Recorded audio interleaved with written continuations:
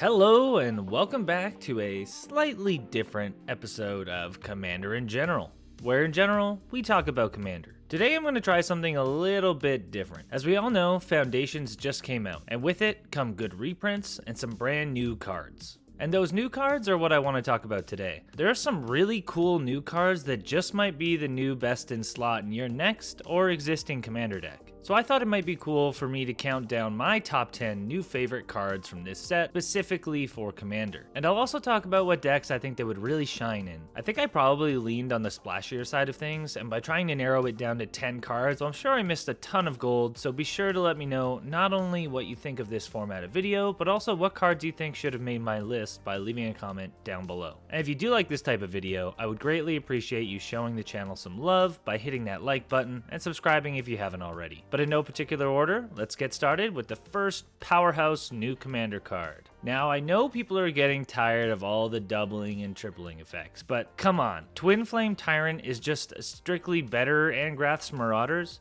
I know because there are so many types of these effects these days, this might not slide into every deck that wants more damage, but I don't think it'd be a bad option. Twin Flame Tyrant is a 5-mana, 3/5 flying dragon, whose text box reads, if a source you control would deal damage to an opponent or a permanent an opponent controls, it deals double that damage instead. Also just has great flavor text. I do think that this card would really shine in decks that are already playing dragons and already have that dragon support, like Lathless, even Kalia, it's pretty sweet, and especially in Miram. Imagine slapping down 2 of these at the same freaking time. That would be just explosive. But my number 1 favorite deck that this goes into, and this is an old deck I used to have, was my Commander Florian. Now, if you aren't familiar with Florian Voldaren Scion, it's a 3-mana 3/3 Vampire Noble with first strike that says, at the beginning of your second main phase, look at the top X cards of your library, where X is the total amount of life your opponent's lost this turn. Exile one of those cards and put the rest on the bottom of your library in random order. You may play the exiled card this turn. Now, you're probably thinking, what the fuck? But Florian was my Dragon's Approach commander. And if you're not familiar with Dragon's Approach, it's a 3-mana sorcery that says Dragon's Approach deals 3 damage to each opponent. You may exile Dragon's Approach and 4 cards named Dragon's Approach from your graveyard. If you do, search your library for a dragon creature card, put it onto the battlefield, then shuffle your deck. A deck can have any number of cards named Dragon's Approach. Now, Florian doesn't have to be the commander, there's a number of commanders that fit this strategy, but Twin Flame Tyrant goes so hard in these decks. It's both a great card to search for as a payoff of all those approaches, and it blows our damage through the roof once we get it out. So yeah,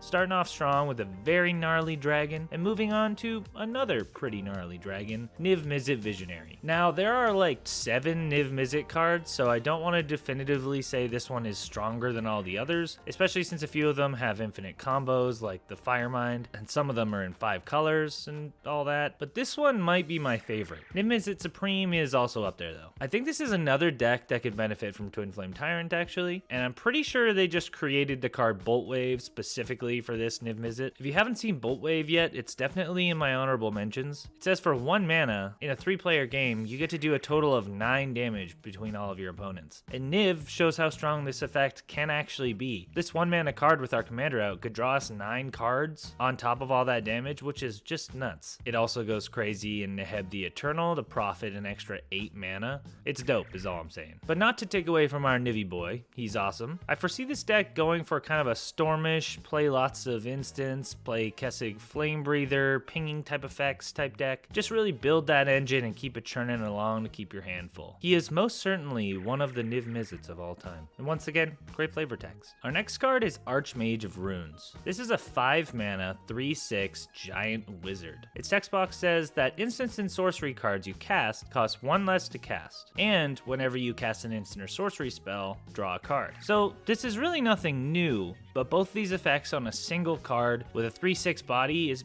pretty sweet. On top of all the fantastic effects, I also just like that this card is a 5-mana 3/6 that is also a giant wizard. I feel like not only does that stat line make it better in the type of decks that you want to play it in, where it's kind of acting as almost an enchantment on the side, staying up as a great blocker, but adding in the giant aspect pushes this into some decks that it might not have been played in otherwise, which I think is pretty cool. Decks that could benefit from this card are decks like Niv Mizzet Visionary, Visionary, Niv Mizzet Perrin, Niv Mizzet Firemind, Niv Mizzet Draco Genius, Niv Mizzet Sigma Slayer, Niv Mizzet Fortnite Gamer. No, but in all seriousness, there's going to be tons of decks that could benefit from this kind of effect. Just to name a few decks that I've had that come to mind, there's Kaikar, Wind's Fury, Bria, Riptide Rogue, and Eris, Roar of the Storm. And they knocked it out of the park with the flavor text, 3 for 3 so far, so let's keep going. Let's move on to another strategy entirely, which I think could use some more love when it comes to Commander. I'm talking about White Weenies. Our card is Raise the Past, which is a 4-mana sorcery that says, return all creature cards with mana value 2 or less from your graveyard to the battlefield. I think that mono white tokens in white has a ton of options for commanders, but when you actually want to be playing real creatures, there are far less options that really make sense. So having a bit more support in this strategy is pretty sweet. Mono white decks that would love this card are Delny, Streetwise Lookout, or Elish Norn, Grand Cenobite. Now, mind you that just in the context of mono white is a very constricting box to be looking at this card in, and almost every other color combination is going to be more useful for this card. Even just thinking about Selesnya Elf Ball, like a Selvala Explorer Returned or Reese the Redeemed deck, this card would eat. Or maybe even something like Zinnia, Valley's Voice would be cool. It's a versatile card, so I don't think it'll have any trouble finding a good home in your collection. But on the topic of tokens, we've got ourselves a pretty crazy new Typal Anthem effect in Banner of Kinship. Banner of Kinship is a 5-mana artifact that says, as this artifact enters, choose a creature type. This artifact enters with a fellowship counter on it for each creature you control of the chosen type. Creatures you control of the chosen type get +1/+1 for each fellowship counter on this artifact. Immediately it takes me back to Door of Destinies, which I used to think was a crazy powerful card when I first started playing. But this card I think blows Door out of the water. It's also comparable to cards like Coat of Arms, obviously. Now, depending on what you're going for, this can be better or worse than Coat of Arms, but it's definitely a lot simpler. It sort of just has a differently placed ceiling and floor. But regardless, I think it's a neat option for any of those go-wide Typal decks that you might be playing, whether that's Krenko Goblins or Chatterfang Squirrels or Kadira Rabbits. I think we'll be seeing Banner of Kinship for a long while. And last thing about this, I do like that it has counters on it, so if you can play it in some sort of tribal deck that has proliferating in it, then that's a bonus. Now this next one, I low-key hate its existence, and guess what? It's a spin on another card that I low-key hate the existence of. I'm talking about Koma, World Eater. God, I have not been playing a ton of MTGA lately, and this card really makes me scared to jump back in. It really does. I might just have to become the evil one before it gets me first, honestly. Listen, Flavorfully, I get that they're supposed to be endless and hard to get rid of. But come on, man. An 8/12 that can't be countered, Ward 4, ain't nobody paying that, and Trample because why not? Oh wait, I know why. Because once again, it's an 8/12, and when it deals damage, you make 4 more snakes. Now, I'll admit, this is less oppressive and more aggressive, especially considering the first Koma, so I respect that. But take a long, hard look at not only yourselves in the Mirror Wizards, but at the EDH Rec Simic cards page, and you think twice about what you've done. This card goes especially hard if you can cheat it out with stuff like the new Kona, Rescue Beastie, or something a little older like Quicksilver Amulet. It would go great in a deck like Adrix and Nev, Twin Casters that can double the amount of snakes that we get, or it would be great in a sea creature Typal deck like Kiora, Sovereign of the Deep. Next up on the list is Scrawling Crawler, which now that I'm thinking about it, the whole Foundations theme is just starting to click, because this is also bringing me back to my old Commander games, harkening all the way back to Mirrodin Besieged with Psychosis Crawler, or maybe Nekusar. All those wheel decks like Nekusar, Winter, Shieldred, Cyrus, and for me specifically, this is going to be an auto-include in my Queen Group Hug / alternate WinCon deck for sure. Ultimately, I just think it's nice to have more access to these types of effects. Now, our penultimate card, y'all know I'm not a huge Eldrazi guy, but I am, however, a sucker for flavor matching function, and they ate with this one. I'm sorry to say, they're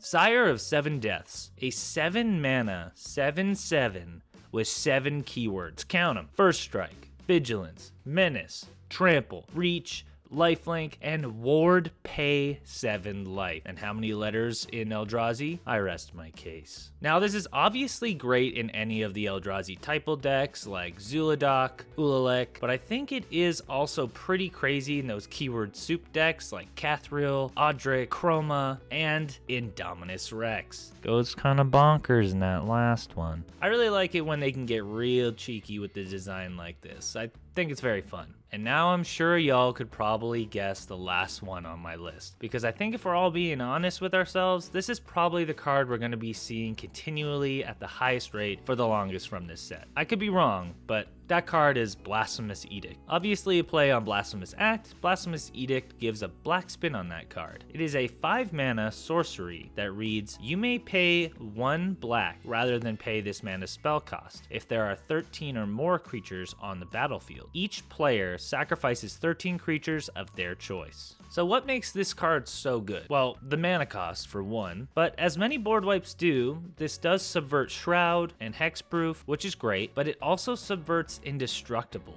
which is really nice. And it doesn't care about power or toughness. Having them be the ones that sacrifice it, there's just usually less ways around that. Now the top end might not be quite as good as maybe like Toxic Deluge, but at 1 mana, I would say that lots of the time, this card is going to absolutely annihilate the board. Although it's not as good as Toxic Deluge against, say, token strategies. I think that some of the decks that will benefit most from this card are ones that already care about sacrificing, like Tegrid, God of Fright, Forge, Neverwinter Charlatan, and Fumulus, the Infestation. But that does bring me to the end of my top 10 Foundation cards for Commander. What did you think? Which cards would have made your list? And which use cases for some of these cards did I maybe not consider? Let me know what you think down in the comments below, and if you like this style of video, let me know by leaving a like, and consider sticking around a while with that sub and bell button, if Commander is your format of choice. Until next time though, I have been Commander in General, and it's been my pleasure to serve you.